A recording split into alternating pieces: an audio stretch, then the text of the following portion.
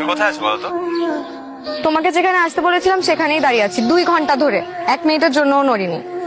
বারবার মনে হচ্ছিল এই বুঝি তুমি এসে আমাকে সারপ্রাইজ দিবে। সারপ্রাইজ? পছন্দ হয়েছে? কি পছন্দ হবে? আমার চেহারা খুব বিচ্ছিরি দেখতে, তাই না? চিকন একটা ছেলে, জিম ফিট ফিগার নেই। আমি কি তোমার চেহারা দেখে তোমার সাথে প্রেম করেছি? কিন্তু তুমি অনেক সুন্দর। তুমি না একটা দ্বীপের মতো, যেখানে কোনো জনমানব নেই, শুধু নীল সমুদ্র, একা একা সকাল দুপুর সময়।